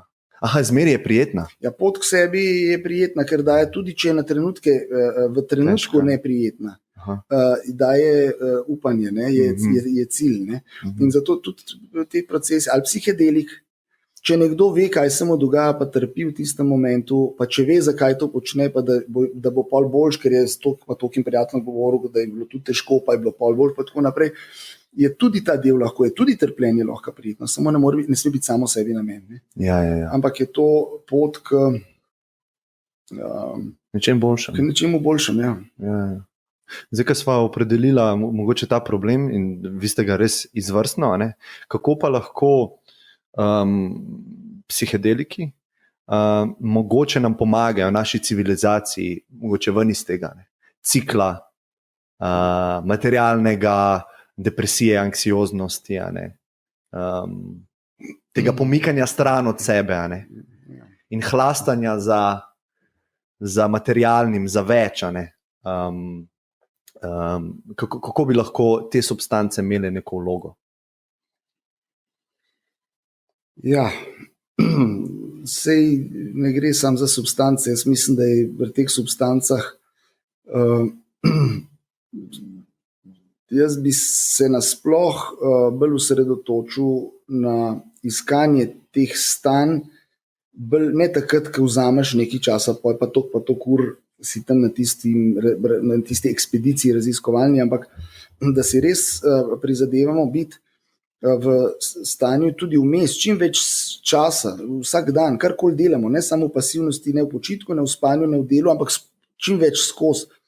V zavedanju, tudi v zavedanju brezpogojne ljubezni do sebe. No? Besede ima zmeri eno limito. Pa se ponuja, da bo kdo učital, ja, karkoli narediš, boš se brezpogojno ljubil, sploh si brez samokritike. En drug nivo želim opisati. V enem sprejemanju tudi dolžnosti in obveznosti, tudi ena izmed definicij svobode je, da je to spoznanje nujnosti, da svoboda ni samovolja in anarhija v negativnem smislu, ampak pač eno spoznanje nujnosti. Skratka, če bi ljudje Mejhen, sploh ni treba veliko, mejhen popustil pri tem tempu, pri tej presi, pri teh zahtevah pri sebi. Do sebe, ja. Pa se malo ustavili, pa delali na teh tehnikah, oziroma jih uporabljali, oziroma v njih bili te čuječnosti, oziroma tega, ker sedanjost daje zadost, mi jo ne vidimo, ker smo v glavi v strategiji, kako bomo do nečesa prišli, hitimo, letimo, pa sploh ne vidimo, da nam čist zadost to, kar nam oči ponujajo v naši okolici, če ritem možganov malo počasnimo, pa pustimo ta priliv teh barov, da se intenzivira, pa da opazimo, da je kaj mejhenega se zgodilo, pa da je nam nekdo kaj lepega rekel, pa tako naprej. Pa da če se nam kaj težkega zgodi, da to vzamemo kot priliko, da kar ne ubijajo. Ja, skratka, da znamo pozitivno gledati na te stvari, da se osvobodimo teh stalnih pritožb in negodovanja in nezadovoljstva še več in tako naprej. Pol bo čist po kaskadi dogodkov bo manj stvari kupljenih, pa se ta potrošniški kolo, ki ima za posledico tudi onesnaževanje okolja, vse te zadeve, nekako ustavil. Seveda so pa interesi bolj prestrašenih ljudi, ki v to ne verjamejo, so na pozicijah moči in želijo dati nam te potrebe preko marketinških prijemov in tako naprej, ki pa pač bi bilo, kaj pa jaz vem, z zgledom prepričati, če prepričuješ enega drugega v neki, ne moreš prepričati drugega v svobodno voljo. Svobodno voljo živiš, pa konc koncev ti vseeno bo drug to pobral, ker ti ne rabiš njegovega konsenza. Ne rabiš, to je del svobode, da ne rabiš širšega družbenega konsenza. Če imaš vir ljubezni do sebe, ne rabiš biti drugim všeč. Če pa si, pa ne škodi, ne pa toliko boljš, pa ponavadi si. Ja, ponavadi si, ker si zadovoljen. Kako boš, če nisi sebi všeč, kako boš drugim? Seveda. To je zelo nasprotje pokaže isto. Ampak to se dobro rekel, ta družba, se pravi, smo v nekem takem ciklu, uničujemo naravo, onesnažujemo planet, da produciramo vedno več materialnih stvari, ki nas ne osrečujejo, oziroma po podatkih nas cel sistem dela bolj depresivne, manj zadovoljne. Ja, seveda, ker si taka spirala, v katero smo ujeti. Ker verjetno bi bilo zelo boleče, če bi ta sistem ustavili, bi bilo nekaj časa zelo boleče, ker ne bi bilo napredka, ne bi bilo rasti. Ljudje bi manj imeli. In prej bi se naučili. Čaka človeka, ko bo to znal ustaviti, se govori o idealnih situacijah in tako naprej. Jaz pojma ni, jaz nisem ne sociolog, ne politik, ampak to so stvari enega splošne zdrave pameti pogleda, da vidiš, da enostavno se ti zdi, da le ni to čisto naravno stanje stvari, da od nekje je generirano, poganjano, da smo pa sami so krivi, da nasedamo. Zelo zanimivo je bil ta hipi gibanje. So se drogirali, vzemali so psihedelike in točno o tem smo govorili, kar midva zdaj govoriva. Ampak so šli v nek ekstrem in niso bili razumljeni z strani navadnih ljudi. Oni so odvrgali obleke, vse prodali, dolge lase, niso se umivali. In zelo so šli v ekstrem nazaj. In tako ne more, težko je prepričati ljudi, ko si toliko ekstremen. In glih zaradi tega ta pogovor, midva zgledava normalno, imava neke izkušnje s tem, vi verjetno veliko več in tudi ste pomagali ljudem. In mogoče se na tak način lahko nekako spremeni gledanje. Meni ni to osnovni cilj, družbeno prevratništvo ni. Stvari se bojo pač že... A ste optimist? Bo to se samo v bistvu nekako konsolidiralo? Zadost velik egoist, da sem se odločil, da se ne bom sekiral, na Konfucija imam rad, da se ne smeš sekirati okrog stvari, ki presega moč tvoje volje. Pa naredi svoj mal, ne pričakuj, da boš ti ta Al-Mahdi, ki bo prišel, pa vse to rešil, pa neki izumil, ki bo pol vse drugače naredi, obdeluj svoj vrt, pa če bo rad ali bo rad. Nisem jaz ustvaril tega sveta in ni moja odgovornost njegov izhod. Dok ta cajt, ki ga bom tlačil, bom delal lepo z njim, pa bo kar bo. Bo kar bo, ja. Mogoče se lahko še za konc mal ostava pri alternativah substancam, ne? Omenili ste holotropno dihanje. Če lahko malo o tem poveste, kaj to je, kako se izvaja, kakšne ima prednosti. To je kar ena tehnika, ki je še nekje vmes med temi kemičnimi substancami, snovnimi, se pravi psihedeliki, o tem pomenu besede, in pa malo drugimi tudi učinkovitimi tehnikami, predvsem medicinska, oziroma predvsem hipnoza, pa razne tehnike meditacij, joge in teh zadev. Zato, ker je majhen vpliva na fiziologijo, majhen vpliva na biokemijo v krvi oziroma na neke fiziološke parametre. In sicer gre za eno poglobljeno dihanje, vse dihalne tehnike so stare. Ampak Stanislav Grof je v prepovedi LSD-ja ni šel, zelo moder človek, to je pa nek češki psihiater, ki je v Ameriki deloval, pa so imeli kar tudi 60, 70, ne vem točno, kjerega leta, ko so dali LSD na listo prepovedanih substanc, ni šel kregati sistemom, ampak je odkrival, razvival, kakorkoli, nekako njemu se pripisuje. To poglobljeno dihanje, ki vpliva na čisten pH, pa na ionizacijo kalcija v krvi in tako naprej.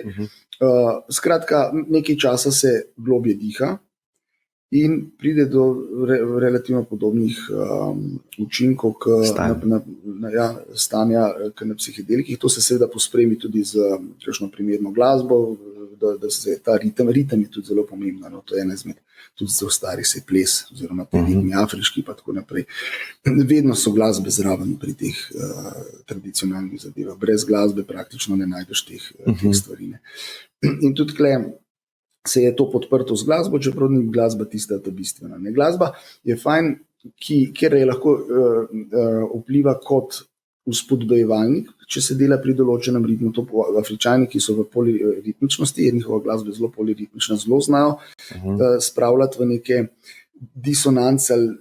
Nisem muzikolog, zdaj približno je to jasno, da prihaja do izmeničnih nekih organizma in zvočnih hemisfer, možganskih struktur in pride do spremembe tega elektroencefalografije, se pravi tega ritma vzbujanja možgan, ker v budnosti delujemo gor na beta, 12, 14, 15 Hz, oni spustijo na 6 Hz dol v teta. Z glasbo in dihanjem. Ja. Ne, zdaj sem samo za glasbo omenil. Tako da glasba je pomembna. On ima to holotropno dihanje, zelo zanimivo, ker pripelje človeka v to, da prepusti, da to tako vpliva na aktivnost možgan, da se ta cenzor, ta ego blago umakne, da je njegova aktivnost manjša in da pridejo na plano brez izgube zavesti ali česa tacga, na plano podzavestne vsebine. Nekaj podobnega kot pri psihedeliku, s tem, da lahko pa mogoče ne, vse malo manj močno, odvisno od merka. Pa takoj se lahko prekine. Pa prekine se, ne, pač ni spet s to frekvenco ravnavaš, ampak to se kar 3 ure pelje, tako da ti izkušnja ni to, da boš dihal 5 minut, sam to, da pride. Na začetku pride do nekega mravljinčenja in takih zadev, pa se to vse skupaj umiri in ko to nekaj časa traja, potem začnejo naplavljati se te podzavestne vsebine, ki je pa zavest je pa še zmeraj dosti budna, da jih spremlja, da je to neko budno sanjarjenje z neko določeno tematiko, z neko usmerjenostjo. A terapeut, ki je zraven, vodi čist po teh spominih, pa po podzavesti ali sam prepuščen? Imajo skupina potem, ni to čisto moje področje, sem prisostvoval pri parih, tako da lahko se malo dotaknem tega. Vem, da so tako imenovani siteri, nekako te, ki malo pazijo, pomagajo in tako naprej. Dela se pa običajno v dvojicah, kjer se zmenita dva, ki se poznata, da boste se podpirala pri teh zadevah, pa dela dopoldne eden, pa popoldne drug ali pa tako, ker je to kar tak proces, ali pa 2 dni, no, en dan eden, en dan drug, da enkrat enega Da ima zmeri vsak enega tam zraven, pa so pa tisti, ki pa te zadeve malo bolj, ki so šolani tukaj po tej organizaciji od grofa, da te zadeve še malo nadzirajo, da je cela hierarhična struktura te kontrole. A imamo v Sloveniji kaj takšnega? V Sloveniji so prišli, so gostovali, je prav grof bil takrat in moram reči, da je bila zelo, meni je bilo zelo všeč, je pa hecen, takrat, ko to poslušaš, eni so mirni, eni nimajo toliko tega materiala za spucati, eni se smejijo, eni uživajo, eni imajo pa tako, da se ti res zdi, grof prav, da greš v prenatalno in perinatalno čas, se pravi čas v maternici in v porodu. In res to so bili ti kriki, mislim, kot dojenčka in tako naprej. Zelo zanimive stvari so vam prihajale. Ne bi preveč sodil o tem, zato ker to ni moje področje. Se pa to stanje spreminjanje, stanje možganske aktivnosti iz te tipične budnosti na cilj orientirane budnosti, tega adrenalinskega simpatika, del avtonomnega živčevja, ki je orientiran na lov, na pridobivanje, na strategijo in tako naprej, da se ga umakne mehko bolj v ta del prebavljanja, uživanja, simpatika, malo umirjenosti in pa introspekcije. Jaz pravim, to si takrat pa blaka kravca, ko je že jedla, pa prežvekuje, pa macaj, da ima razmišljanje, tam se pa dogajajo ustvarjalne stvari. Tam je navdih prisoten, zanimanje za okolico se zmanjša, pa lahko človek navznoter določene stvari, kot v simulatorju, premisel jih vid, občuti, včasih pride do drugačnih ugotovitev, doživeti, kot sam če razmišljam, pričakuje, kako bo, gre to sprobati, pa videti, ja, to mi pa res odgovarja, ali pa ne, to pa v resnici ni tako, kot mislim, v navadnem tem živčnem stanju in tako naprej. To je recimo hipnoza. In vi izvajate medicinsko hipnozo na slovenskem področju. A bi lahko še kaj o tem povedala, kaj se lahko takrat razrešuje? Podobne stvari, o katerem ste zdaj govorili? Ali? Podobne, samo z drugačnim pristopom, ritmom. Skratka, začne se z diagnostiko, ki se počne sprepleta potem s terapijo, ki pa vedno mora biti pospremljena z nekim realnim udejstvovanjem in to ni nobena izmed teh stvari ne naredi na človeku nič, kar on ne bi hotel, ker je prav, da ne, ker potem je to ni njegova zasluga. Tukaj govorimo mi o bivanskih zadevah. Ja, če treba operirati slepič, kot smo prej rekli, takrat ni treba, da se ti spoznaš toliko na te stvari. Zato imaš zdravnika, on to naredi in to je to ne. Tukaj pa stvari niso stabilne, zdrsneš nazaj, če sam nisi premika naredil. Lahko ti pa nekdo pomaga spoznati, kaj v resnici sploh hočeš, ali pa če že veš, kaj hočeš, kako do tega prideti, oziroma če znaš do tega prideti, kako to tudi ohraniti in obdržati. Novo stanje. Ja. Ga prenesti v vsakodnevno življenje. Vsak dan, ja, ker doskrat je nasprotovanje okolice.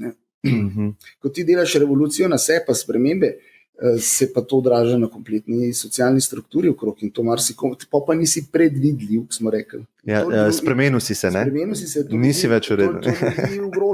To pomeni, nisi več v redu zame, ne? Za moje vrednote. Seveda, na svoje bonitete. To je pa res, ja. In tukaj se pa vidi, kdo je prijatelj, kdo ti ali dovoli spremembo, ali pa je celo tak prijatelj, da te v njo sili tudi za ceno odnosa kdaj. Da je pripravljen riskirati bonitete, ki jih brezpogojna ljubezen, ne? Ja, mislim, recimo bolj. Vsi smo krvavi pod kožo. Del naše socializacije tudi, da se nucaš, ne, se imaš poslovne partnerje pa tako naprej, ne bodimo romantični, pač rabiš človeka, če je vzajemno, ne, ti meni, jaz tebi, potem je tudi s tem nič narobe. Bi pa pričakoval, ja, da je brezpogojna ljubezen na relaciji starši otrok, pa tako naprej pa včasih ni. A bi rekel pogosto ali včasih? Prepogosto.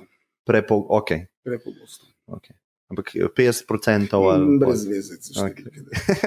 Ne, samo to, da si urišen, ki ima če več... Vsak primer, ki je žalostno za videti. Kako požirajo včasih bližnje. To je pa tisto, ki se tudi o tem govori, energetski vampirizem oziroma toksične osebe v okolici, ki širijo.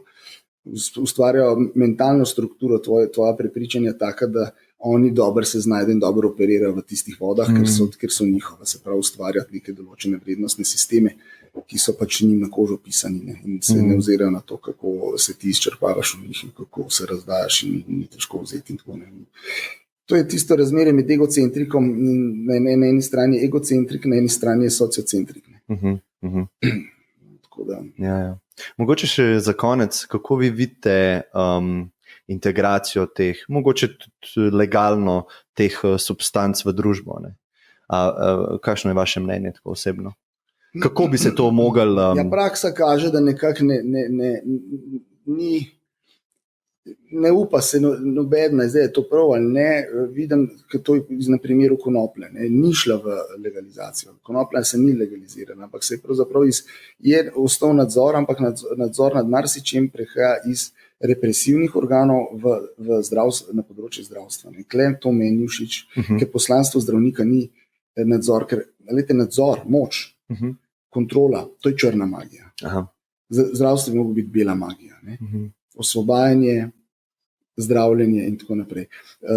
To je pri konoplji, iz cest so spravili heroinske odvisnike, ampak marsikjer te odvisniki pa dobijo zdaj zastonj, se ni treba tekati od jutra do večera, zdaj je rekel to so kemične lisice.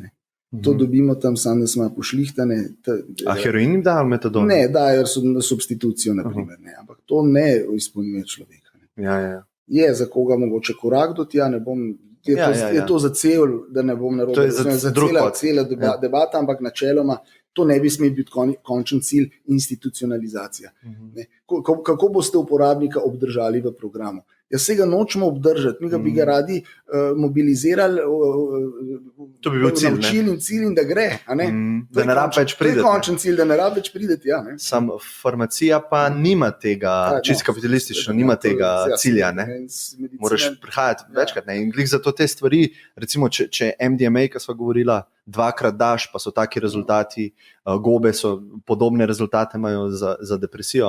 Daš sam dvakrat zaslužiš na non-stop. To je ta problem in problem je, da medicino ne vodijo več etično čisti ljudje. Enostavno ni več svobodna. Sama medicina ni več svobodna, seveda izjemam in tako naprej, ampak ta problem je zelo prisoten, tako da kako bo to šlo. Verjetno substance se pa, materijo se lažje kontrolirati, so pa te tehnike, ki sem rekel, ki se jih lahko širimo, lahko jih povemo, so še bolj varne in tako. In če se jih bodo ljudje naučili sami, bojo neodvisni postali v nekem tudi procesu samozdravljenja, ker zdravje je zasebna lastnina. In kako se boš zdravil, je čisto tvoja stvar. Zdaj pa, če štartamo odgovornost dati nazaj na posameznika za svoje zdravje. Za odgovornost seveda za zdravje, ampak tudi hkrati mu dati vero, da lahko sam tudi kaj okrog tega naredi. Mislim, se polka si že orang bolan, težko, ampak to je, v času se to razvija. Se pravi, rekli ste vse legalizirati. Hecam se. Ne, mogoče samo, kaj je vaše mnenje, kako bi v prihodnosti to izgledalo? Kako bi to izgledalo v prihodnosti? Jaz mislim, da ni nič narobe, če kakšna stvar, tako kot tudi ne dovoliš 10-letniku, da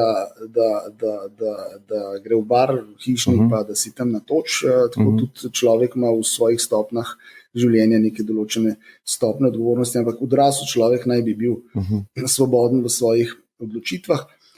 Svoboda naj pa bo preizkušena. Svobodo si zasluži tisti, ki se jo sposoben vzeti. Tako da sploh ne vidim tog problema, je legalno ali ni legalno. Tisti, ki bo hotel, bo vzel, sam bo vzel na svojo odgovornost. To, da je nekaj legaliziran, še ne pomeni, da je tudi priporočan. To je pomeni, da je odprto. Ali pa po drugi strani, tudi če nekaj ni dostopno, tako zlahka še ne pomeni, da ne moreš do tega, če si resnično želiš. Ker svoboda je vedno lahko vzeta si, ne more biti podarjena. In to velja tudi na področju ali zdravljenja ali pa eksperimentiranja z drugimi stvarmi. Okay, jaz mislim, da se tudi strinjam s tem. Ful hvala za obisk, bilo je odlično, da upam, da bo kdaj ponovila, ker je toliko enih tem, skozi mi je švigala glava. Imamo veliko teh digresij, ampak čisto vse en, Jaz se ne sekiram toliko. Vse pozabi tudi poslušalcev, da je vmes, pa ga kje ne zanima, pa je luštno, ki preskoči. Ne se zdaj imajo tako, da si mogoče tudi za tiste lahko si hitreje dajo, ne? Se pravi 20% hitreje, v vseh teh appih je možnost, pa lahko se tišina tudi ven, app zna tišino zaznati in lahko 50% hitreje poslušajo brez tišine, tako da če potuješ v času. Kaj so na te informacije se kaj tudi tako napali? Ta informacija je ratela tudi droga, totalno. Ja, to pa je res.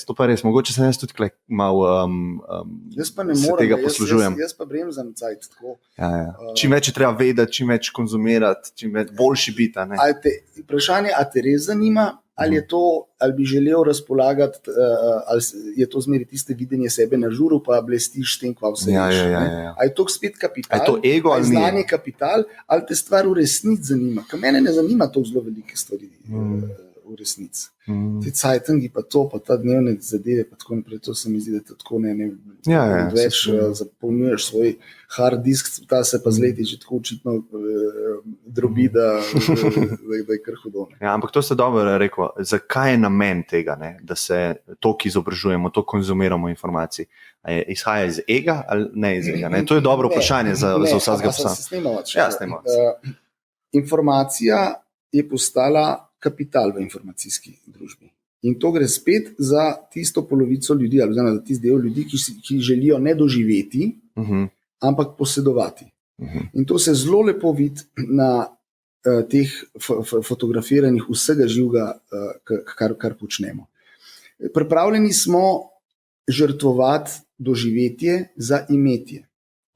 Ker ko slikaš, ne doživljaš. Doživel bom pol, ko bom sliko pogledal. Nikdar ne pogledaš, oziroma tisto doživetje niti slučajno ni primerljivo z originalom. In si pripravljen zgubiti doživetje zato, da boš imel kapital nekega dogodka, ki ga boš tržil s tem, da boš tam kazal na žuru, kje ste bili, pa kje si. Sam doživetje pol, ko objaviš, so nova doživetja, ne? Ampak se strinjam čist, ful ste lepo povedal, so nova doživetja, ko ljudje dajo validation, ne vem, kako se reče po slovensko. Dajo ti komentarje in tako naprej. Komentarje, lajke, jaz sem opažen, jaz sem pomemben, radi me imajo, ne? Ampak na dolgi rok. Zdaj, in kdaj se sprevrže ta zadeva, kot daje, ko je lepo, ko so te pohvalili, v to, da si navajen že 10 let gor biti, in kaj pa, če že dolgo nisem nič objavil. A se me sploh še spomnijo? Ali pa objaviš, pa se ne zgodi pričakovano. Pa se ne zgodi pričakovano. Katastrofa. To je igra, ki jo po mojem nočemo igrati. In je enosmerno vozovnica, zato se jaz pazim pri telefonu, da ga ne, ker kako greš noter, je pa vprašanje, kakšno je pot. So kar močne stvari. Ampak sej lahko greste v to, a ne pa svobodno voljo uporabite, ne? Ampak so močne stvari, ne? To sem mislil, ne vrej. Ampak ste se odločili, da ne. Sem se svobodno odločil že prej, da ne. Dokler me čist ne povozijo z tem, da zdaj enostavno s tem telefonom. Pa to ne seva, ne? Seva. Ne seva tok teli. Absolutno. 4G omrežje. Ampak to mi ni osnovni namen. Največji problem, ki se zdaj pojavlja, je, da potvati ne moram več s tem, ker ne moreš čisto zorganizirati vse na internetu. Ne moreš več knjig ne dela več na update. Mislim, ko greš malo pohajkovat, so milijone njih, boš pogledal, kje je restoran. Ne veš, ni več. To pa res, ja. Ni več družba se čist prilagodila temu, da vsi imajo to, ne. MMS-a ne dobim samo obvestilo, da mi je bilo poslano, odpreti mi ga ne more, pošiljatelj ni znan in on ni obveščen o tem, da jaz MMS-a nisem dobil. Zakaj ste se odločili za ta staro varianto? Ja, ne vem, ste imeli kdaj smartphone? Nikoli ga nisem. Nikoli. Sam tako me zanima, po mojem zelo zanimivo. Ne vem, najprej imel sem že enega izmed prvih, ki so imeli internet, ampak to je bil tak z internetom, ki je bil še zelo kompliciran. In sem vedel, da če bom to naredil, da bom skozi čekiral maile. In pa ste zavestno... Pa sem zavestno rekel, da čez ta korak ne grem. Zanimivo. Pa čez povozil že čist, pa so bili pa živniki. Pa sem pa že prišel, zdaj ga pa že nočem, kaj dej mi. Jaz sem kar ata. Na, poglej si. Kaj, kle ob stran imaš knof. Ja. In mislim, a pa še tako smo skrega, ne, ko mi naštima sliko, da je tako, kaj jaz v roki vzamem. Mi jo takoj po konc postav, ne. Ja. Ne maramo se, ne. Ni. No, sej, zaenkrat, če gre. To je en tak statement moj, pa dok bo šlo. Roman, hvala. Ja, no. Res hvala.